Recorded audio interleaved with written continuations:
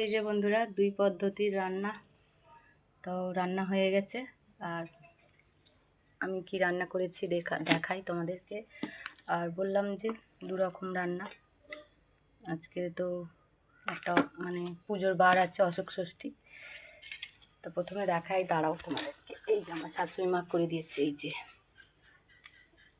এটার মধ্যে হচ্ছে সেই অশোক ফুল আছে, আর কি বলে মুখ কড়াই না কি একটা কড়াই, মানে সেই যেটা ওই যে মাঠে হয় মুখ কড়াই, ঠিক আছে। এই যে দেখতে পাওয়া যাচ্ছে।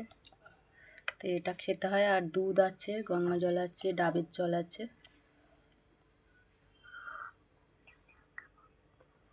দাও দাও খাবো না, আমি কড়াই খাবে? হ্যাঁ কড়াই, মুখ কড়াই খাবে। চল ধরো, এত কটনে একটা। হ্যাঁ তো কটনে একটা।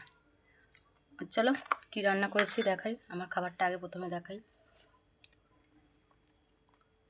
তো এই যে এখানে প্রথমেই রয়েছে পরোটা,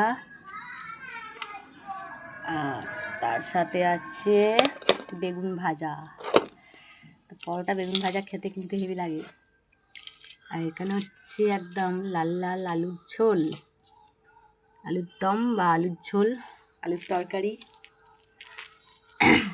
যে যেরকমভাবে বলতে পারা যায় আর কি। এই যে বেগুন ভাজা, তোমাদের দাদাভাই কিন্তু খুব পছন্দ বেগুন ভাজা, লুচি পরোটা দিয়ে বা রুটি দিয়ে, অনেক রকম দিয়ে খেতে পারে। তো চলো আর একটা পদ্ধতি দেখাবো একটু পরে, যে তোমাদের দাদাভাই কী দিয়ে ভাত খাচ্ছে আজকে। একটু ঝাল ঝাল লাগবে।